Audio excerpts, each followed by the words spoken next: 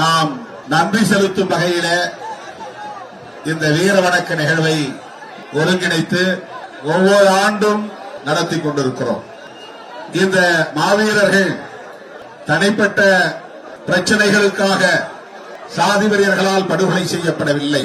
நிலத்தகராறு அல்லது தனிப்பட்ட நபர்களுக்கு இடையிலான கொடுக்கல் வாங்கல் பிரச்சனை அல்லது அணுகுமுறைகளால் ஏற்பட்ட முரண்களால் உருவான மோதல் என்கிற அடிப்படையில மேலவளவு முருகேசனும் அவரோடு படுகொலை செய்யப்பட்ட தோழர்களும் தனிப்பட்ட பிரச்சனைகளுக்காக உயிரிழந்தவர்கள் அல்ல, அல்லது சமூக விரோத செயல்களில் ஈடுபட்டு ரவுடித்தனமான நடவடிக்கைகளில் ஈடுபட்டு அதனால் ஏற்பட்ட மோதல்களில் உயிரிழந்தவர்கள் அல்ல. சமூக நீதிக்கான ஒரு அறப்போரை மேலவளவு மக்கள் முன்னெடுத்தார்கள். அரசியல் களத்தில் எமக்கான உரிமைகள், சட்டப்பூர்வமான உரிமைகள் நிலைநாட்டப்பட வேண்டும். தலையே உருண்டாலும் அது பற்றி கவலை இல்லை, உயிரை இழப்பதற்கும் நான் தயார் என்ற துணிச்சலோடு களமாடிய போராளிகள் தான் மேலவளவு முருகேசன் தலைமையில் இந்த களத்திலே பணியானவர்கள். யார் யாரையோ மாவீரர்கள் என்று நாம் சொன்னாலும் இந்த மாவீரர்கள் என்ற சொல்லுக்கு 100 விழுக்காடு பொருத்தமானவர்கள், உரித்தானவர்கள் மேலவளவு போராளிகள் தான். குறிப்பாக மாவீரன் மேலவளவு முருகேசன் தான். எதேச்சையாக 2 நபர்களுக்கு இடையிலே நடந்த மோதலில் தாக்கப்பட்டு உயிரிழந்தவர் அல்ல. சாதி வெறியர்கள் சட்ட அறிவு இல்லாமல், சமூக விழிப்புணர்வு இல்லாமல், அரசியல் புரிதல் இல்லாமல் சாதி பித்து மட்டுமே தலைக்கேறிய நிலையில் தமது ஆதிக்கத்தை நிலைநாட்ட வேண்டும் என்கிற ஆணவத்தில் மேலவளவு ஊராட்சியை தனித்தொகுதியாக ஒதுக்கக்கூடாது என்ற கோரிக்கையை வைத்தார்கள். அது ஒரு அறியாமையில் எழுந்த கோரிக்கை, ஆணவத்தில் எழுந்த கோரிக்கை என்பது ஒரு புறம் இருந்தாலும் அது அரசியல் அறியாமையால் முன்வைக்கப்பட்ட ஒரு கோரிக்கை. இந்தியா முழுவதும் பஞ்சாயத்து ராஜ் சட்டம் நடைமுறைக்கு வருகிறது. அந்த சட்டம் வருவதற்கு முன்பு உள்ளாட்சி அமைப்புகளிலே இடஒதுக்கீடு கிடையாது. சட்டமன்ற தேர்தல்களில் இடஒதுக்கீடு உண்டு, நாடாளுமன்ற தேர்தல்களில் இடஒதுக்கீடு உண்டு. எஸ்சி எஸ்டி என்கிற பட்டியல்படுத்தப்பட்ட சாதிகளுக்கு அகில இந்திய அளவில் சட்டமன்ற தேர்தல்களிலும் நாடாளுமன்ற தேர்தல்களிலும் இடஒதுக்கீடு உண்டு. அரசியலமைப்பு சட்டப்பூர்வமாக புரட்சியாளர் அம்பேத்கர் அவர்கள் அதை உறுதிப்படுத்தி இருக்கிறார். 1932ஆம் ஆண்டு செப்டம்பர் திங்கள் 24ஆம் நாள் எரவாடா சிறைச்சாலையில் காந்தியடிகளோடு நடத்திய பேச்சுவார்த்தையின் விளைவாக அவர் கையெழுத்திட்ட பூனா ஒப்பந்தத்தின் மூலம் உறுதிப்படுத்தப்பட்ட ஒரு உரிமைதான் சட்டமன்ற தேர்தல்களிலும் நாடாளுமன்ற தேர்தல்களிலும் இந்த மக்களுக்கான இடஒதுக்கீடு என்பது உறுதிப்படுத்தப்பட்டது. உள்ளாட்சி அமைப்புகள் அப்போது அரசின் கட்டுப்பாட்டில் இல்லாமல் இருந்த காலம். அந்தந்த ஊர்களில் இருக்கிற ஆதிக்க சாதிகளை சார்ந்தவர்கள் தான் ஊராட்சி தலைவர்களாக அவர்களே அறிவித்துக் கொள்வார்கள், தேர்ந்தெடுத்துக் கொள்வார்கள். அதற்கு தேர்தல் என்பது கிடையாது, அதற்கு சட்டப்பூர்வமான வரையறைகள் எதுவும் கிடையாது. ஒரு ஊரில் எந்த சாதி பெரும்பான்மையாக இருக்கிறதோ, எந்த சாதியை சார்ந்தவர்கள் ஆதிக்கம் செய்கிறார்களோ அவர்கள் அந்த கிராமத்தின் பரம்பரையான ஊர் தலைவராக, ஊராட்சி தலைவராக இருந்து வருகிற நடைமுறை தொடர்ந்தது. அதிலே ஒரு திருத்தம் கொண்டு வர வேண்டும், அரசின் கட்டுப்பாட்டுக்குள் கொண்டு வர வேண்டும், சட்ட வரையறையை கொண்டு வர வேண்டும் என்று நாடாளுமன்றத்திலே அவ்வப்போது கேள்விகள் எழுந்தன, விவாதங்கள் நடந்தன. அதன் அடிப்படையில் ராஜீவ்காந்தி பிரதமராக இருந்த போது கொண்டு வரப்பட்ட சட்டம் தான் பஞ்சாயத்து ராஜ், நகர்பாலிகா என்கிற 2 சட்டங்கள். பல முறை நான் இதை பேசியிருந்தாலும் கூட மீண்டும் மீண்டும் இந்த அரசியல் புரிதலை நாம் பெற வேண்டியிருக்கிறது. புதிய இளைய தலைமுறையினருக்கு இதை சுட்டிக்காட்ட வேண்டிய தேவை இருக்கிறது, அறிந்து கொள்ள வேண்டிய தேவை இருக்கிறது. சட்டப்படியான வரையறையை கொண்டு வர வேண்டும் என்கிற விவாதங்களை அடுத்து உருவான சட்டங்கள் தான் பஞ்சாயத்து ராஜ் சட்டம், நகர்பாலிகா சட்டம். பஞ்சாயத்து ராஜ் என்பது ஊரகங்களில், கிராமப்புறங்களில் நடைபெறுகிற தேர்தலுக்கான சட்டங்கள். நகர்பாலிகா என்பது டவுன் பஞ்சாயத், முனிசிபாலிட்டி என்கிற நகர்ப்புறங்களுக்கான தேர்தல்களுக்கு உருவாக்கப்பட்ட சட்டங்கள். இந்த சட்டங்களில் முதல் முறையாக பெண்களுக்கும் இடஒதுக்கீடு வந்தது. எஸ்சி எஸ்டி என்கிற ஷெட்யூல் காஸ்ட், ஷெட்யூல் டிரைப்ஸ், இந்த சமூக பிரிவினருக்கும் இடஒதுக்கீடு சட்டப்பூர்வமாக உறுதிப்படுத்தப்பட்டது. இந்த சட்டம் 1989 நாடாளுமன்றத்தில் நிறைவேற்றப்பட்டவை நடைமுறைக்கு வந்தது. நாடாளுமன்றத்திலே சட்டங்களை இயற்றினாலும் கூட அந்த சட்டங்களுக்கு விதிமுறைகள் வரையறுக்க வேண்டும் என்பது ஒரு சட்ட வரையறை. ஆக்ட் என்பது வேறு, ரூல்ஸ் என்பது வேறு. ஒரு சட்டத்தை நடைமுறைப்படுத்துவதற்கு விதிமுறைகளை வரையறுக்க வேண்டும். அது 1995 தமிழகத்தில் வரையறுக்கப்பட்டது. 89 சட்டம் வந்தது, ஆக்ட். யூனியன் கவர்மெண்ட், டெல்லியிலே இருக்கிற ஒன்றிய அரசாங்கம், இந்திய அரசாங்கம் அந்த சட்டத்தை நிறைவேற்றியது. 5-6 ஆண்டுகளுக்கு பிறகுதான் தமிழ்நாட்டிலே அந்த சட்டத்திற்கான வரையறைகள் வந்தன. அதன் பிறகுதான் இம்ப்ளிமெண்ட், நடைமுறைக்கு வந்தது. அந்த சட்டத்தை நடைமுறைப்படுத்துகிற அந்த சூழலில் தான் உள்ளாட்சி தேர்தலும் அறிவிக்கப்பட்டது. 1990 இந்த இயக்கத்தின் தலைமை பொறுப்பை ஏற்ற நான், தேர்தல் பாதை நமக்கு வேண்டாம், பொது வாழ்க்கையில் கட்சி தொடங்குகிற போதே முதலமைச்சர் கனவோடு பலரும் கட்சி தொடங்குகிறார்கள்.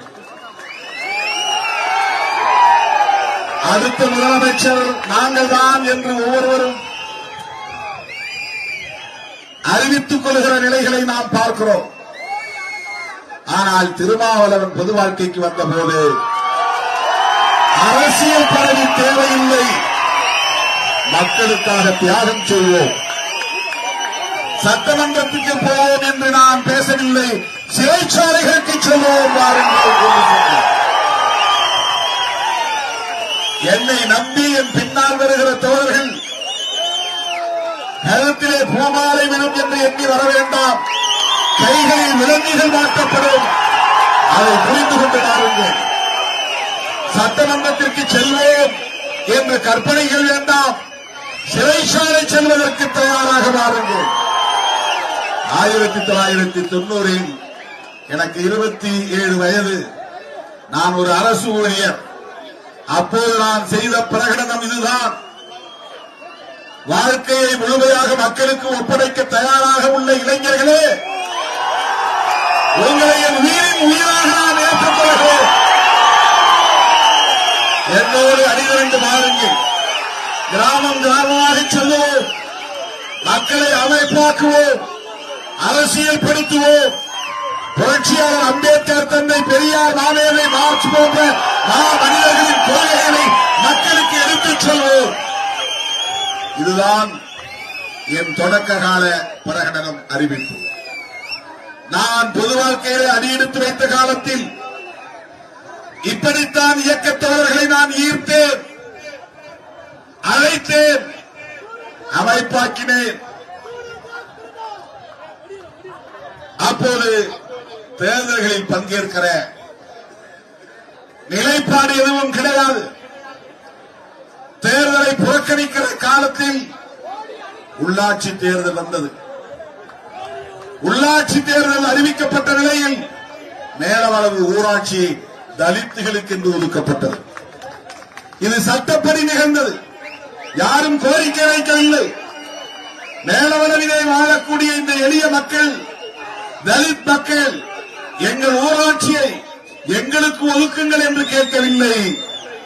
இந்த மாவட்டத்தில் அதிகப்படியான மக்கள் தொகை கொண்ட ஊராட்சிகள் எவை எவை என்று அடையாளம் காணுகிற போது, இடஒதுக்கீட்டின் அடிப்படையிலே இத்தனை ஊராட்சிகளை இந்த மதுரை மாவட்டத்தில் தனித்தொகுதிகளாக அறிவிக்கப்பட வேண்டும் என்கிற கட்டாயத்தின் அடிப்படையில் மதுரை மாவட்ட ஆட்சியர் தன்னுடைய அதிகார வரம்புக்கு உட்பட்டு எடுத்த முடிவு மேலவளவு ஊராட்சி தலித்துகளுக்கானது என்பது. இதுதான் அரசியல் அறிவு. இதை தெரிந்திருந்தால், இதை தெரிந்தவர்கள் அவர்களுக்கு தலைவர்களாக இருந்திருந்தால் அவர்களுக்கு எடுத்துச் சொல்லி இருப்பார்கள். பாவம், தலைவர்களுக்கு அந்த அரசியல் புரிதல் இல்லை. அதுதான் சிக்கல், அதுதான் சிக்கல். தமிழ்நாட்டிலே 30 மாவட்டங்கள், அன்றைக்கு 28 மாவட்டங்கள் தான், இன்றைக்கு 32 மாவட்டங்கள். அந்த மாவட்டங்களில் எல்லா மாவட்டங்களிலும் தனித்தொகுதிகள் ஏற்கப்பட்டு விட்டன. எங்கேயும் எதிர்ப்பு இல்லை. மதுரை மாவட்டத்தில் மட்டும்தான் பாப்பாப்பட்டி, கீரிப்பட்டி, ஒட்டக்காட்சியந்தல், மருதங்குடி, மற்றும் மேலவனம் இந்த 5 ஊராட்சிகளில் மட்டும் தலித்துகள் விண்ணப்பம் செய்யக்கூடாது என்று சாதி வெறியர்கள் எதிர்ப்பு தெரிவித்தார்கள். தலித்துகள் அதனால் மேலவனவை தவிர பிற ஊராட்சிகளில் மனு போடுவதற்கு தயாராக இல்லை, அச்சப்பட்டு பின்வாங்கினார்கள். அந்த நேரத்தில் துணிச்சலாய் ஒருவன் எழுந்தான். அவன்தான் மாநில மேலவளவு முருகேசன். நாங்கள் கேட்கவில்லை, அரசு ஒதுக்கி இருக்கிறது. அரசு ஒதுக்கிய தனித்தொகுதியிலே வேட்புமனு தாக்கல் செய்வதற்கு எங்களுக்கு உரிமை இருக்கிறது. ஆனால் இந்த ஊரை சேர்ந்த சாதியவாதிகள் மந்தையிலே கூட்டம் போட்டு இந்த தலித் மக்களை அழைத்து யாரும் மனு போடக்கூடாது, நாங்கள் இதை பொது தொகுதியாக மாற்றப் போகிறோம், அதற்கான போராட்டத்தை அறிவிக்கப் போகிறோம், யாரும் மனு போடக்கூடாது என்று அச்சுறுத்தினார்கள். மீறி மனு போட்டால் தலை இருக்காது என்று எச்சரித்தார்கள். அப்படிப்பட்ட அச்சுறுத்தலையும் தாண்டி சட்டப்பூர்வமாக எங்களுக்கென்று ஒதுக்கப்பட்டிருக்கிற தனித்தொகுதியிலே வேட்புமனு தாக்கல் செய்வதற்கு கூட எங்களுக்கு உரிமை இல்லையா? தலையே போனாலும் வேட்புமனு தாக்கல் செய்து 100 விழுக்காடு மாவீரன் என்கிற இந்த சொல்லுக்கு பொருத்தமானவன் மேலவளவு முருகேசன். அதிகாரிகள் எந்த பாதுகாப்பையும் தர தயாராக இல்லை, சாதி வெறியர்களுக்கு எடுத்துச் சொல்ல தயாராக இல்லை, அவர்களுக்கு அறிவுறுத்துவதற்குரிய ஆற்றல் அவர்களிடத்திலே இல்லை. நீ தலைகீழாக நின்னாலும் இதை மாற்ற முடியாது என்று சொல்ல ஆள் இல்லை. அவர்களை வழிநடத்தக்கூடிய தலைவர்களுக்கும் அந்த புரிதல் இல்லை.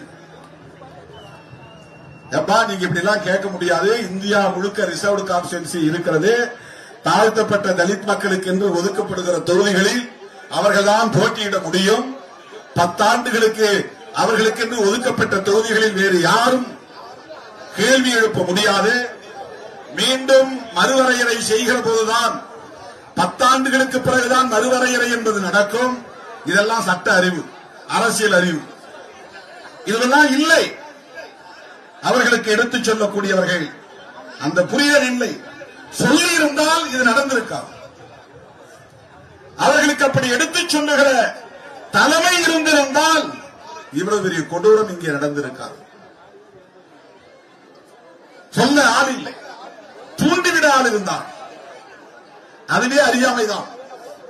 எந்த போராட்டம் நடத்தினாலும் சட்டப்படி அறிவிக்கப்பட்ட தனி தொகுதியை மாற்ற முடியாது.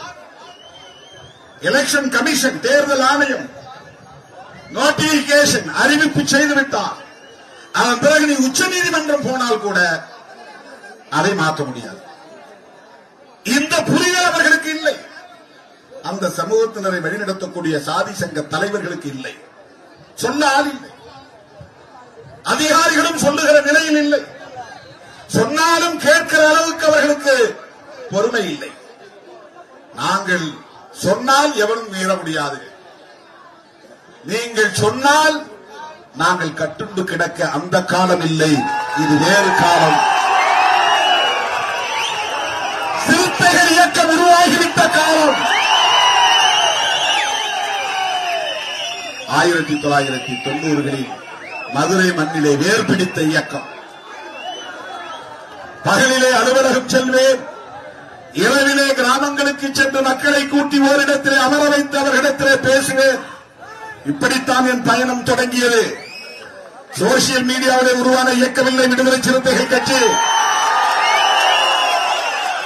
ஊராக நடந்து போய் மக்களை சந்தித்து இரவெல்லாம் கண்விழித்து மக்களிடத்தில் அரசியல் பேசி வெவ்வேறு இயக்கங்களிலே கட்டுணர்ந்து கிடந்தவர்களை எல்லாம் மீட்டு அவர்களிடத்தில் விழிப்புணர்வை ஏற்படுத்தி ஒவ்வொரு ஊராக ஒவ்வொரு கொடியை ஏற்றி இரவெல்லாம் கிராமங்களுக்கு சென்று திரும்ப வருவதற்கு பேருந்து கிடைக்காமல் லாரிகளிலே ஏறி, செங்கல் லாரிகளிலே ஏறி, மணல் லாரிகளிலே ஏறி எங்காவது ஒரு இடத்திலே இறங்கி நடந்து செல்லுகிற ஒரு பயணமாகத்தான் தொடக்க கால பயணம் இருந்தது. விடிந்த பிறகுதான் வீடு போய் சேருவோம், படுத்து எழுந்திருக்க நேரம் இருக்காது. அப்படியே பல் துளைக்கி விட்டு குளித்து முடித்து விட்டு அவசரமாக சைக்கிளை எடுத்துக்கொண்டு அலுவலகம் நோக்கி ஓடுவேன். நான் அலுவலகம் போய் சேர்வதற்கு முன்னதாக அங்கே எந்த கிராமத்தில் இருந்தோ ஏதோ ஒரு பகுதியில் இருந்தோ மக்கள் வந்து காத்திருப்பார்கள். எங்கள் ஊரை தாக்கிவிட்டார்கள், எங்கள் பெண்களை தாக்கிவிட்டார்கள், தடுகொலை செய்து விட்டார்கள், போகிற வழியை அடைத்து விட்டார்கள் என்று ஏதேனும் ஒரு புகாரோடு வந்து கண்ணீரும் கம்பளையுமாய் இருக்கக்கூடிய மக்களை அங்கே நான் சந்திக்க நேரம். அலுவலகத்திற்குள்ளே 1 மணி நேரம் இருக்கிறேன் என்றால் வெளியிலே 1 மணி நேரமோ 2 மணி நேரமோ அவர்களோடு நின்று நான் பேச வேண்டும். இப்படித்தான் அந்த காலம் தொடங்கியது, அந்த பயணம் தொடங்கியது. தேர்தல் பாதை வேண்டாம் என்று பிரகடனப்படுத்திவிட்டு மக்களை அமைப்பாக்கக்கூடிய அந்த களப்பணிகளை ஆற்றிக் கொண்டிருந்த வேளையில்தான் ஒரு செயற்குழு கூட்டத்திலே தம்பி ஆற்றல் அரசு அன்றைய சக்திவேல் உள்ளிட்ட தோழர்கள் வந்து இந்த பிரச்சனையை சொன்னார்கள். நான் ஒரே வார்த்தையிலே நாம் தான் தேர்தலை புறக்கணிக்கிறோமே, விடு, அதை பற்றி பேச வேண்டாம் என்று சொல்லிவிட்டு போனாலும் என் மண்டைக்குள்ளே அது ஓடிக்கொண்டே இருந்தது. அதன் பிறகுதான் என்னுடைய தமக்கை வசிக்கும் திருமாந்துரை கிராமத்திலே ஒரு செயற்குழு கூட்டத்தை கூட்டி இது பற்றி விவாதித்தோம். உள்ளாட்சி அமைப்புகளிலே இடஒதுக்கீடு என்பது நடைமுறைக்கு வந்திருக்கிறது. மேலவளவிலே இப்படி ஒரு நெருக்கடி இருக்கிறது, பல்வேறு பகுதிகளிலே சிக்கல் இருக்கிறது. அப்போது வேட்புமனுவை தாக்கல் செய்யாத போது அதன் பிறகுதான் முருகேசனை அழைத்து வருகிறார்கள். தல்லாகுளத்திலே நான் தங்கியிருந்த 10க்கு 10 அறையிலே வந்து என்னை சந்தித்தார். ராஜானுபாகுவான தோற்றம் கொண்ட மாவீரன் முருகேசன். அவரிடத்திலே நான் கேட்டேன், உனக்கு அச்சம் இல்லையா? ஏன் வீம்புக்கு வேட்புமனு தாக்கல் செய்ய துடிக்கிறாய்? கேட்டேன். அட விடுங்க, நான் உயிர் போனா போட்டோம், வேட்புமனு தாக்கல் பண்ணுவேன். அந்த தம்பி சொன்ன வார்த்தை இன்றைக்கும் பசுமையாக நினைவிருக்கிறது. அப்படி என்றால் என்ன கோரிக்கை? உங்கள் கட்சியை சார்ந்த அவர் சொன்ன வார்த்தை. அப்போது அவர் திமுகவில் இருந்தார். விடுதலை சிறுத்தைகள் இயக்கத்தை சார்ந்த கம்மாப்பட்டி வையங்கருப்பன் என்பவர் வேட்புமனு தாக்கல் செய்கிறார், அவர்கிட்ட சொல்லுங்க. கைலம்பட்டியை சார்ந்த தோழர்களும் கம்மாப்பட்டியை சார்ந்த தோழர்களும் வேட்புமனு தாக்கல் செய்ய விரும்புகிறார்கள். நாம எல்லாரும் சேர்ந்து ஒரு ஆளா நின்னாதான் நல்லது. உங்க கட்சியிலிருந்து யாரும் போட்டியிட வேண்டாம். விடுதலை சிறுத்தைகள் தேர்தல் பாதையில் உடன்பாடு கொண்ட இயக்கம் இல்லை. அப்படி இருந்தால் அவர்களை நான் தடுத்து விடுகிறேன். உங்களுக்கு ஒன்றும் பிரச்சனை இல்லை என்றால் நில்லுங்கள், இல்லை என்றால் வீண் வம்பு வேண்டாம் என்று அறிவுறுத்தினேன். நான் மோடு முட்டியாக இருந்திருந்தால், மதுரையில மோடு முட்டினா முட்டா பயன் இருக்கும், அப்படியா? அதை விடக்கூடாது, நீ போய் நில்லு பாத்துக்கிற அப்படின்னு தான் சொல்லியிருப்பேன். ஆனால் அன்றைக்கே எனக்கு ஒரு பொறுப்புணர்வு இருந்தது. மோடுமுட்டித்தனமாக எந்த விஷயத்தையும் அணுகக்கூடாது. அங்கே சாதி வெறியர்கள் எச்சரிக்கை விடுக்கிறார்கள் என்றால் உன் பாதுகாப்பு முக்கியம் என்று சொன்னவன் திருமாவளவன். உன் பாதுகாப்பு முக்கியம். ஒரு முறைக்கு 2 முறை யோசித்து முடிவெடு. அவசரப்பட வேண்டாம், வீண் வம்பு வேண்டாம். உள்ளபடியே தம்பிகள் இருக்கிறார்கள், அப்படித்தான் அவருக்கு நான் அறிவுரை சொன்னேன்.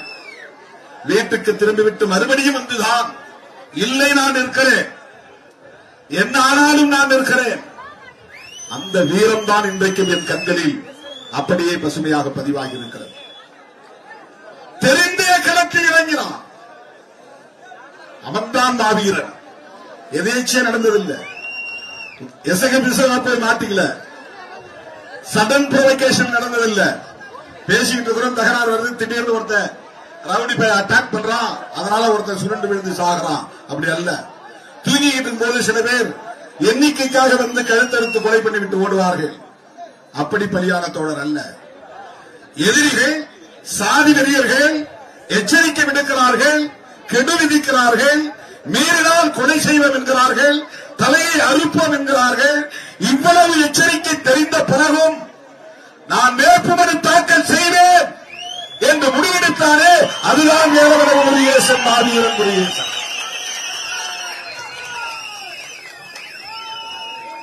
நெருக்கடிகள் சூழ்ந்த போதும் கொள்கை நெறிப்படியே வாழ்தல் வீரம். அப்போது முருகேசனை நினைவிலே வைத்து நான் எழுதிய வரிகள் தான் இந்த வரிகள். அறுவாலை தூக்கிறதுக்கு பேர் வீரம் இல்ல, 10 பேர் ஒழுங்கிருந்து வெட்டுறதுக்கு பேர் வீரம் இல்ல. அப்பாவிகளை நிராயுதபாணிகளை 50 பேர் சூழ்ந்து வளர்ச்சிக்கிட்டு ஓங்கி ஓங்கி வெட்டுறது கோழைத்தனம். அது எவன் ஒருவன் எதிரியின் கையில் ஆயுதம் இருக்கும் போது அவனோடு மோதுகிறவன் தான் வீரன். பதுங்கியிருந்து வெட்டுகிறவன் கோழைத்தனம். அது ஒருபோதும் வீரமாக. அருவாள் தூக்குவதில் வீரமில்லை, கொடுவாளை வீசுவதில் வீரமில்லை. நெருக்கடிகள் வருகிற போதும் எதிர்த்து நிற்பதுதான் வீரம். நெருக்கடிகள் சூழ்ந்த போதும் கொள்கை நெறிப்படியே வாழ்தல் வீரம். நெருப்பலைக்குள் வீழ்ந்த போதும் அடிமை நெறி மீறி பாய்தல் தீரம். வீரம்னா என்ன, தீரம்னா என்னன்னு அன்னைக்கு நான் 4 வரை எழுதினேன். அண்ணா பஸ் ஸ்டாண்ட்ல நின்றுகிட்டு நான் யோசித்து எழுதிய முழக்கம் இந்த முழக்கம். அண்ணா பேருந்து நிலையத்தில் என் வாழ்நாளில் நான் பார்த்த ஒரே மாவீரன் மேலவளவு முருகேசன். நான் சந்தித்த ஒரே மாவீரன் மேலவளவு முருகேசன். எங்கள் 35 ஆண்டு கால பொது வாழ்வில் எத்தனையோ பெயர்களை இந்த அடைமொழியோடு நான் கேள்விப்பட்டிருக்கிறேன். மேடைகளில் பேசுகிற மாவீரன் அல்ல, களத்தில் எதிரிகளை நேருக்கு நேர் சந்தித்த ஒரு மாவீரன் மேலவளவு முருகேசன். எங்களுக்கான உரிமை அது, சட்டப்பூர்வமான உரிமை அது. அதை நசுக்குவதற்கு உனக்கு என்ன அதிகாரம் இருக்கிறது? அதை பறிப்பதற்கு உனக்கு யார் அதிகாரம் தந்தது? அதனால் என் உயிர் போனாலும் அந்த உரிமையை நிலைநாட்டுவேன். அதுதான் கொள்கை நெறிப்படி வாழ்தல் வீரம். தோழர்களே, அப்படித்தான் இந்த இயக்கம் தேர்தல் பாதையை நோக்கி நகர்ந்தது. மேலவளவு முருகேசனுக்கு எப்படி துணை நிற்பது, இதை எப்படி எதிர்கொள்வது, இதை எப்படி அணுகுவது என்கிற கேள்விக்கு விடை தேடிய போதுதான் நாம் வெறும் அரட்டுத்தனமாக தேர்தல் புறக்கணிப்பை ஒரு உத்தியாக கையாளக்கூடாது. மக்களின் உணர்வுகளை புரிந்து கொண்டு மக்களின் தேவைகளில் இருந்துதான் நாம் முடிவுகளை எடுக்க வேண்டும். இப்ப கூட மதுவழிப்பு மாநாடு அறிவித்திருக்கிறேன். இது வரட்டுத்தனமான கோரிக்கை அல்ல, மக்களின் கோரிக்கை. அரசியல்வாதிகள் எல்லாம் கள்ளச்சாராயத்தை ஒழியுங்கள் என்கிறார்கள். கள்ளக்குறிச்சியிலே பாதிக்கப்பட்ட மக்கள் எல்லாம் அரசு மதுபான கிளைகளை மூடுங்கள் என்கிறார்கள். அதுதான் மக்கள் கோரிக்கை. அதனால்தான் விடுதலை சிறுத்தைகள் மதுவிலக்கை சொல்கிறது. மக்களை படித்தோம், மக்களுடைய கோரிக்கைகள் என்ன, அதிலிருந்துதான் முடிவெடுக்கிறோம். நான் மக்களை சந்திப்பதற்கு முன்னால், வெகு மக்களை சந்திப்பதற்கு முன்னால் தேர்தல் புறக்கணிப்பை ஒரு உத்தியாக அறிவிப்பு செய்தேன். மக்களை களத்தில் சந்தித்த பின்னால் தேர்தல் புறக்கணிப்பு என்பது ஒரு உத்தி, சரியான உத்தியாக இருக்க முடியாது. இந்த தேர்தலில் நாமும் பங்கேற்க வேண்டும், மக்களை வழிநடத்த வேண்டும். நாம் தான் மாற்று என்று மக்களுக்கு சொல்ல வேண்டும் என்கிற அறிவை பெற்று பாடத்தை கற்று அதிலிருந்து எடுத்த முடிவுதான் விடுதலை சிறுத்தைகள் கட்சி தேர்தல் பாதைக்கு திரும்பியது. தோழர்களே, முருகேசன் விண்ணப்பம் செய்துவிட்டார். அதன் பிறகு நடந்த கதைகள் நிறைய.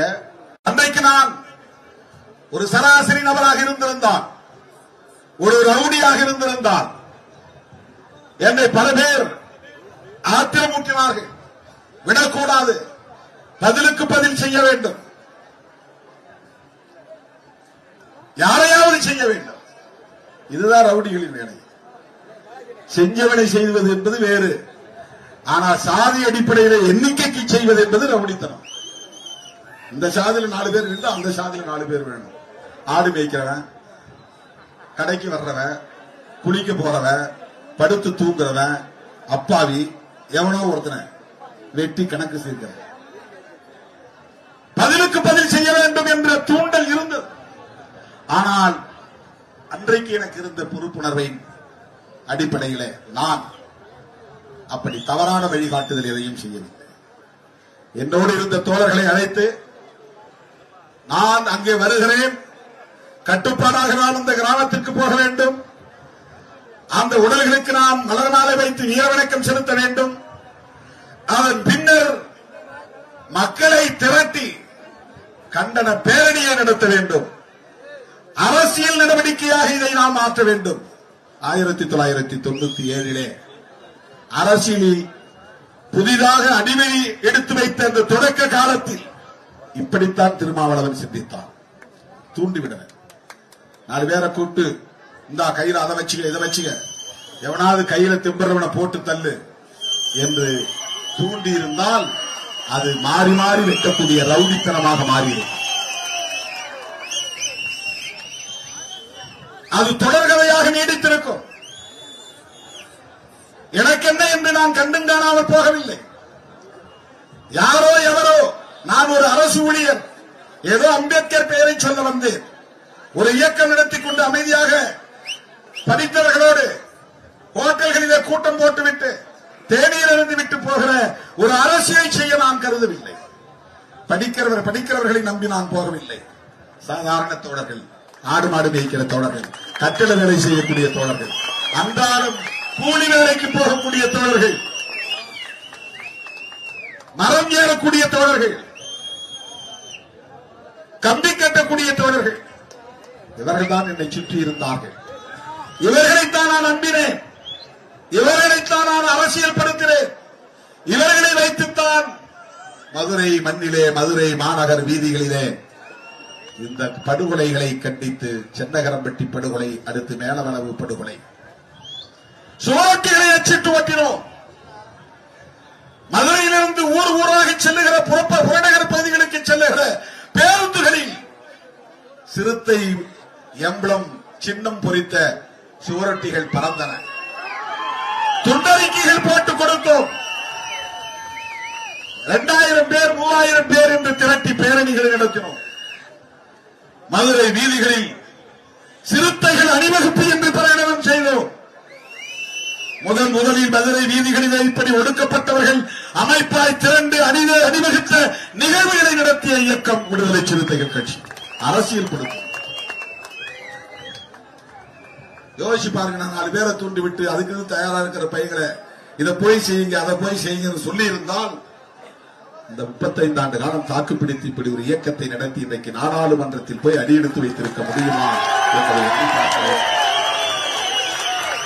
மதுரை மண்ணிலே தொடங்கிய இயக்கம் விவேகானந்தா காலனியிலே தனிமையிலே இருந்த ஒரு வீட்டிலே உட்கார்ந்து நான் தனியே ஒரு பேப்பரிலே வரைந்த கொடி இன்றைக்கு நாடாளுமன்றத்திலே பறக்கிறது. விடுதலை சிறுத்தைகள் கொடி டெல்லியிலே பறக்கிறது. அன்னைக்கு நான் நினைத்து பார்க்கவில்லை. இந்த நீலத்தையும் சிவப்பையும் இணைத்த போது, பொதுவாக அம்பேத்கர் இயக்கம் என்றால் நீலக்கொடிதான்.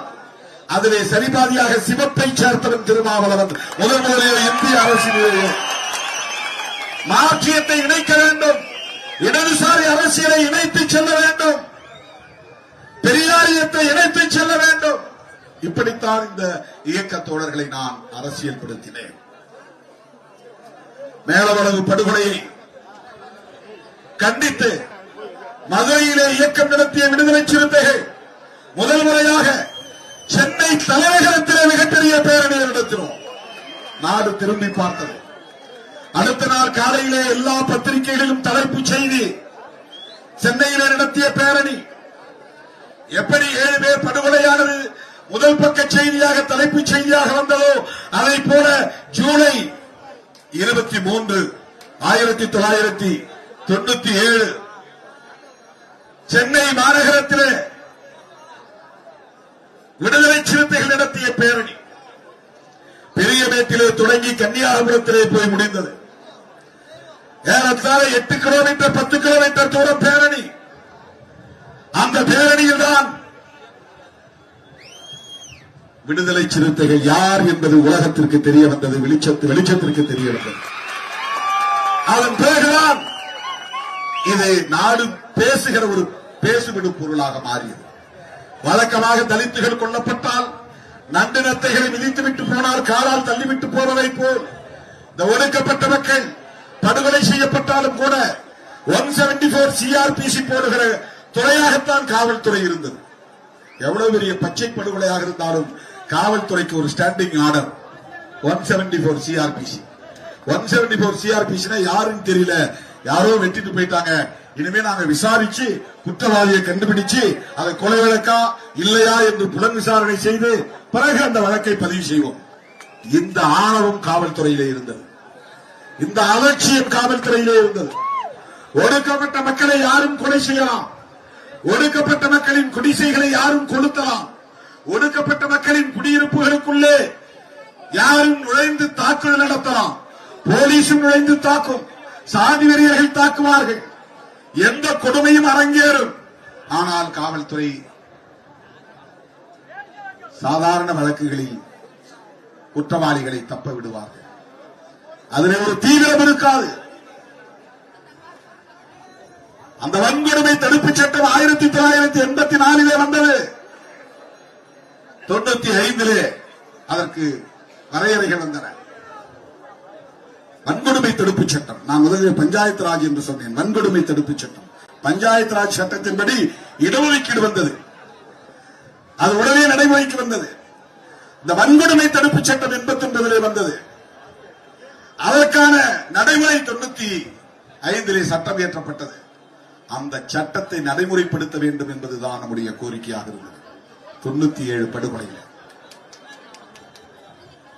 97 படுகொலையில மேலவளவு படுகொலையில அந்த சட்டத்தை போடுவதற்கு கூட காவல்துறையிடம் போராட வேண்டியிருந்தது. பொதுவா ஒரு செக்ஷன் போடுவாங்க, போட்டாங்க SC/ST ஆக்ட் 3(1)(10). 3 என்றால் செக்ஷன், 1 அதுல இருக்க கிளாஸ், 10 சப் கிளாஸ். 3வது பிரிவு செக்ஷன், 1வது கிளாஸ் அதில் உள்ள துணை பிரிவு, 10வது உபப்பிரிவு அதில் உள்ள இன்னொரு துணை பிரிவு. 3(1)(10) அப்படின்னா என்னன்னா, சாதியை சொல்லி இழிவாக பேசினான் அப்படிங்கிற பிரிவு. கொலை நடந்தாலும் இதுதான் போடும் போலீஸ். பாலியல் வன்கொடுமை செய்தாலும், ரேப் கற்பழிப்பு நடந்தாலும் இதுதான் போடும் போலீஸ். தீவைப்பு நடந்தாலும் இதுதான் போடும் போலீஸ். இந்த போலீஸ் எவ்வளவு பயஸ்டா இருந்தாங்கிறது புரிஞ்சுங்க. பயஸ்னா ஒரு சார்பா, சாதி வெறியர்களுக்கு சார்பாகத்தான் இருக்கும் காவல்துறை. அது எந்த ஆட்சி இருந்தாலும், எந்த ஆட்சி இருந்தாலும் காவல்துறையை நேரா கொண்டு வர்றதுக்கே நம்ம போராட வேண்டி இருக்கிறது. சட்டப்படி நடங்க, அதுக்கே நாம் போராட வேண்டியிருக்கிறது. மர்டர் நடந்தா மர்டர்னு போடு. ஆனா தலித்துகள் கொல்லப்பட்டால் எடுத்த எடுப்பிலே 174 சிஆர்பிசி. 174னா 174 சிஆர்பிசிங்கிறது ஒரு சட்டம், கிரிமினல் ப்ரொசீஜர் கோடு, குற்றவியல் நடைமுறை சட்டம். எப்படி நீதிமன்றம் நடக்கணும், எப்படி போலீஸ் வழக்கு பதிவு செய்யணும், எப்படி அவங்க செயல்படணும்னு அவங்களுக்கு அறிவுரை சொல்லக்கூடிய ஒரு சட்டம், வழிகாட்டக்கூடிய ஒரு சட்டம். அந்த சட்டத்தில் 174வது பிரிவு என்ன சொல்லுதுன்னா, ஒரு பாடி கிடைச்சுன்னா எடுத்த எடுப்பிலே அந்த செக்ஷன்ல வழக்க பதிவு பண்ணி அந்த பாடியை கைப்பற்றி, அந்த உடலை கைப்பற்றி, பிணத்தை கைப்பற்றி புலன் விசாரணை மேற்கொள்ளணும். புலன் விசாரணை மேற்கொள்றதுக்கு ஐஓன்னு சொல்லுவாங்க, இன்வெஸ்டிகேஷன் ஆபீசர். அவர் யாருன்னா இன்ஸ்பெக்டர் தான். ஆனா இந்த வன்கொடுமை தடுப்பு சட்டம் வந்த பிறகு இன்ஸ்பெக்டர் ரொம்ப பயஸ்டா இருப்பாங்க, சாதியவாதிகளா இருப்பாங்க, அவங்க ஒரு சார்பா நடந்துக்குவாங்க, தலித்துகளுக்கு எதிராக இருப்பாங்கிறதுனால அந்த வன்கொடுமை தடுப்பு சட்டத்திலேயே டிஎஸ்பி தான் விசாரிக்கணும். SC/ST ஆக்ட்னா டிஎஸ்பி ஒரு அதிகாரி, அதிகாரி கொஞ்சம் நேர்மையா இருப்பாங்கன்னு ஒரு நம்பிக்கை. அவங்க இருக்க மாட்டாங்க, அது வேற. அதிகாரிகள் நேர்மையா இருப்பாங்க, இங்க தான் ரொம்ப ரொம்ப கம்மி. ஒரு 10% பேர் தான் சட்டத்துக்கு மரியாதை கொடுத்து நீதி தவறாம நடக்கணும்னு நினைக்கக்கூடியவங்க. மற்றவங்க வலுவா இருக்கிற பக்கம் சாஞ்சிருவாங்க. எந்த சாதி ஆதிக்கமா இருக்கோ அந்த சாதிக்கு சலாம் போட்டு, நீங்க நினைக்கிற மாதிரி நான் அந்த கேஸ மூடிடுறேன், கேஸ் போடுற மாதிரி போடுறேன், உங்க மேலையும் சேர்த்து போடுறேன். வரும்போது ஏர்போர்ட்ல சொன்னாங்க, ராமநாதபுரம் மாவட்டம் சம்பகுளம் கிராமத்துல சாதி வெறியர்கள் கொடிக்கம்பத்தை உடைச்சிட்டான், ட்ரில்லிங் வச்சு குடிநீர் தொட்டியை உடைச்சிட்டான்.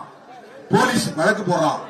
தெருவுக்கு உடைச்ச மேலும் கேஸ், புகார் கொடுக்க போன பேரும் கேஸ். உடைச்சவன் 3 பேர் மேல கேஸ், புகார் கொடுத்தவன் 13 பேர் மேல கேஸ். இதுதான் போலீஸ் நாணயம்.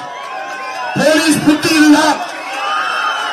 கேடுகட்ட புத்தி, சாதி புத்தி, ஒரு சார்பான புத்தி, பாரபட்ச புத்தி. எதுக்கு ஐபிஎஸ் படிச்சுட்டு வந்தாங்கிறது தெரியும். ஒரு நேர்மை இல்லைன்னா என்ன படிச்சு என்ன புண்ணியம்?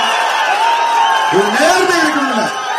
விக்டிம்ஸ் மேல கேஸ் போடுறது வந்து நேர்மையான ஆளா? பாதிக்கப்பட்ட மேல கேஸ் போடுறான். கேட்டா நான் ஐபிஎஸ் நாக்கு வலிக்கிறதுக்காது. உங்க நேர்மையே இல்ல, அப்புறம் படிச்சு என்ன புண்ணியம்? நேர்மையே இல்லையே. பாதிக்கப்பட்ட வந்து புகார் கொடுக்குறான், அவன் மேல 13 பேர் மேல கேஸ்.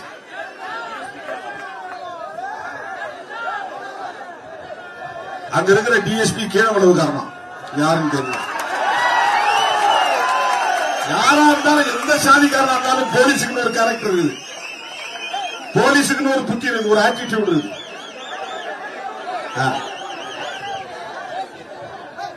பாதிக்கப்பட்ட ஊரை கொளுத்திடுவான், ஊருக்குள்ள வந்து அடிப்பான். கருவனூர்ல ஊருக்குள்ள வந்து அடிக்கிறான், தீ வச்சு கொளுத்துறான். அந்த ஊர்ல இருந்த மக்கள் மேல கேஸ் போடுறான் போலீஸ். என்ன இது என்ன நியாயம்? இது எந்த சட்டத்துல இடம் இருக்குது?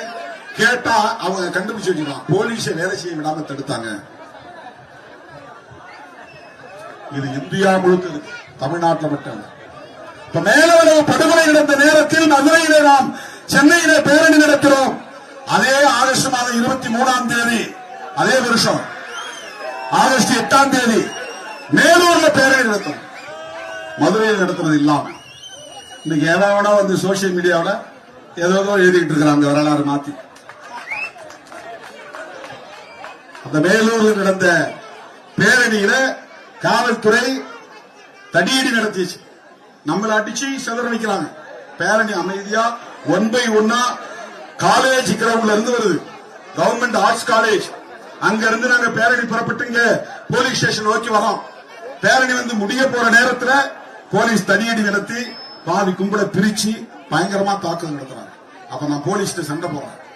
என்ன போலீஸ் எஸ்பிக்கு பாதுகாப்பா இருந்த ஆயுத போலீஸ்காரன் என் மண்டைய ஓங்கி அடிக்கிறது வந்தாங்க. அந்த எஸ்பி அன்னைக்கு நல்ல வேலை 2 கையாளி தடுத்து என் மேல அடி விடாம தடுத்தார். ஆனாலும் மேல விழுந்துச்சு, மண்டையில விழல, அடிச்சாங்க. என்ன கோரிக்கை? வன்கொடுமை தடுப்பு சட்டத்தை நடைமுறைப்படுத்து. இதுதான் கோரிக்கை. இப்படித்தான் போராடினோம். பதுங்கியிருந்து ஒளிந்திருந்து கூலிப்படையிடம் தூண்டிவிட்டு பதிலுக்கு பதில் செய்யுங்கள் என்று ரவுடித்தனத்தை தூண்டவில்லை விடுதலை சிறுத்தைகள் கட்சி. திருமாவளவன் மேலவளவு படுகொலையை நாடே பேச வைக்கக்கூடிய வகையில் அரசியல் படுத்திய இயக்கம் விடுதலை சிறுத்தைகள் கட்சி.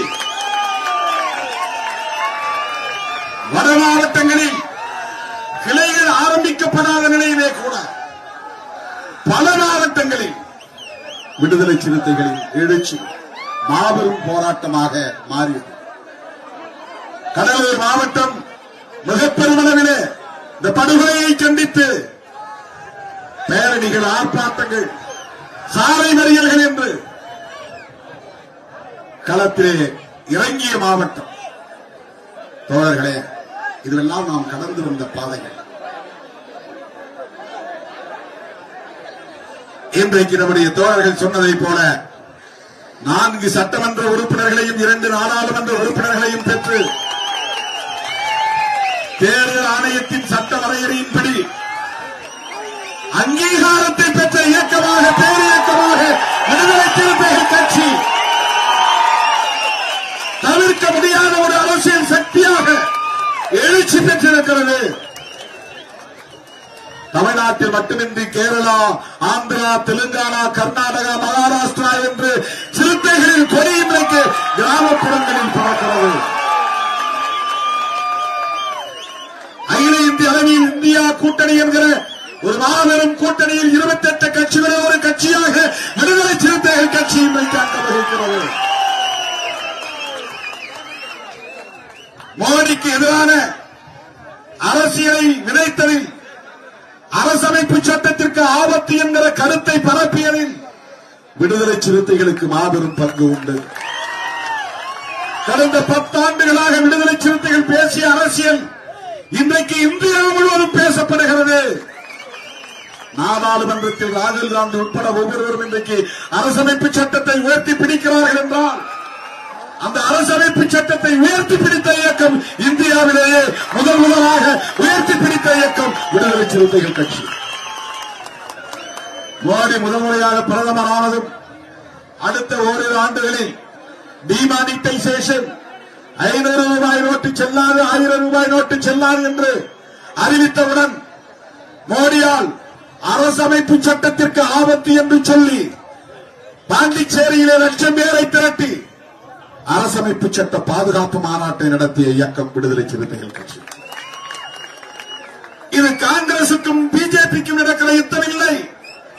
இது காங்கிரசுக்கும் இடதுசாரிகளுக்கும் இடையே நடக்கிற யுத்தம் இல்லை. இது பிஜேபிக்கும் அரசமைப்பு சட்டத்திற்கும் இடையே நடக்கிற யுத்தம். இதை பிரகடனம் செய்தவன் திருமாவளவன், செய்த இயக்கம் விடுதலை சிறுத்தைகள் கட்சி. ஆர்எஸ்எஸ்க்கும் அரசமைப்பு சட்டத்திற்கும் இடையிலே நடக்கிற யுத்தம் அப்படி பிரகடனம் செய்தோம். தோழர்களே, இன்றைக்கு ஊர் ஊராக ராகுல் காந்தி அரசமைப்பு சட்டத்திற்கு ஆபத்து என்று எடுத்து முழங்கக்கூடிய ஒரு நிலையை இந்திய அரசியல் சந்தித்திருக்கிறது என்று சொன்னால் அதை தொடங்கி வைத்த இயக்கம் விடுதலை சிறுத்தைகள் கட்சி. அதை பெருமையோடு சொல்ல நான் கடமைப்பட்டிருக்கிறேன். பேசாத கூட்டம் இல்லை, பேசாத மாநாடு இல்லை. சேவ் கான்ஸ்டிடியூஷன் கான்பரன்ஸ் என்ற பெயரிலே அரசமைப்பு சட்டத்தை பாதுகாப்போம் என்கிற மாநாடு ஆந்திராவிலே 4-5 இடங்களில் நடந்தது. கர்நாடகாவிலே நடந்தது, தெலுங்கானாவிலே நடந்தது, கேரளாவிலே மூணாறிலே நடந்தது, டெல்லியிலே அறிவார்ந்தவர்கள் கூடிய அரங்குகளில் முழங்கினோம். புரட்சியாளர் அம்பேத்கர் அவர்கள் வகுத்தளித்த அரசமைப்பு சட்டத்திற்கு ஆபத்து. இன்றைக்கு என்ன நிலை? வெற்றி பெற்று பதவியேற்க போனதும் மோடி முதலில் தலை வணங்கியதே அரசமைப்பு சட்டத்தில் தான். அரசமைப்பு சட்டத்தில் தான் ஆணவத்தோடு ஆட்சி செய்து கொண்டிருந்த கும்பலை அரசமைப்பு சட்டத்தை முத்தமிடக்கூடிய வகையிலே, அரசமைப்பு சட்டத்தை தொட்டு வணங்கக்கூடிய வகையிலே தலைவணங்க செய்திருக்கிறோம். அதிலே விடுதலை சிறுத்தைகளின் பங்கு மகத்தானது என்பதை சொல்ல நான் கடமைப்பட்டிருக்கிறேன். அருமை தோழர்களே, இன்றைக்கு அங்கீகாரம் பெற்று அந்த தகுதி நிலையை எட்டி அதன் பிறகு முதலாக நான் மேலவளவுக்கு வந்திருக்கிறேன்.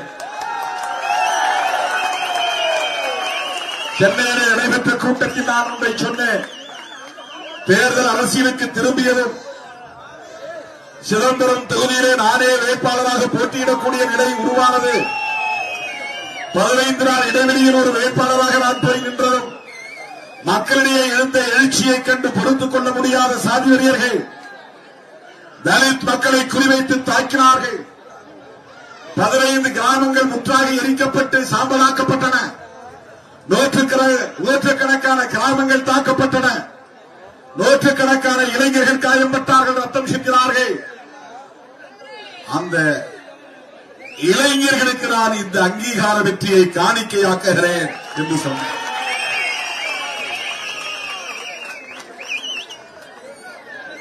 அந்த இளைஞர்களுக்கு காணிக்கையாக்கிய இந்த அங்கீகாரத்தை மேலவளவு மண்ணிலிருந்து மேலவளவு போராளிகளின் காலடியிலும் நான் காணிக்கை செய்கிறேன். விடுதலை சிறுத்தைகள் கட்சி இன்றைக்கு தவிர்க்க முடியாத ஒரு அரசியல் சக்தியாக எழுச்சி பெற்றிருக்கிறது. விடுதலை சிறுத்தைகள் கட்சி இன்றைக்கு பாராளுமன்றத்திலே விசிகே என்று சபாநாயகர் உச்சரிக்கக்கூடிய நிலை, எதிர்க்கட்சிகள் உச்சரிக்கக்கூடிய நிலை, அந்த உச்சத்தை தொட்டிருக்கிறோம். இன்றைக்கு விடுதலை சிறுத்தைகள் கட்சியை சார்ந்த சட்டமன்ற உறுப்பினர்கள் சட்டமன்றத்திலே முழங்குகிற முழக்கம் நாட்டையே திரும்பி பார்க்க வைக்கிறது. 4 பேரும் பேசுகிற அரசியல் அரங்கிலே அதிர்வலைகளை ஏற்படுத்துகிறது. விடுதலை சிறுத்தைகளின் நாடாளுமன்ற உறுப்பினர்கள் இந்தியாவிலேயே டாக்டர் பட்டம் பெற்ற 2 பேர், இந்தியாவிலேயே டாக்டர் பட்டம் பெற்ற அரசியல் தலைவர்கள். டாக்டர் பட்டம் பெற்ற நாடாளுமன்ற உறுப்பினர்கள் மொத்தம் 28 பேர். அந்த நாடாளுமன்ற உறுப்பினர்கள் 28 பேரில் ரெண்டு பேர் தலித் சமூகத்தை சார்ந்தவர்கள். ஒருவர் திருமாவளவன், இன்னொருவர் ரவிக்குமார். இந்த 2 பேரும் விடுதலை சிறுத்தைகள் கட்சியை சார்ந்தவர்கள். இப்படியெல்லாம் இன்றைக்கு நாடே பேசுகிறது, ஊடகம் பேசுகிறது. இந்த நிலையை நாம் எட்டியிருக்கிற சூழலில் அருமை தோழர்களே, கள்ளக்குறிச்சியில் நடந்த நச்சுச்சாராய சாவுகளை பற்றி நான் ஆர்ப்பாட்டத்திலே பேசினேன். அதை மீண்டும் பேச நான் விரும்பவில்லை. அப்போது செய்த அறிவிப்பை மறுபடியும் நான் இங்கே மேலுறுதி செய்கிறேன். புரட்சியாளர் அம்பேத்கர் அவர்களின் சமூக நீதி கொள்கைகளை எப்படி நாம் ஏற்றுக்கொண்டு அதை முன்னெடுத்து செல்கிறோமோ, அதை போல அந்த களத்திலே சமகாலத்தில் புரட்சியாளர் அம்பேத்கர் அவர்களை தன் தோழனாக ஏற்றுக்கொண்டு சமூக நீதிக்காக போராடியவர். 2 பேரும் மதுவிலக்கில் உறுதியாக இருந்த தலைவர்கள்.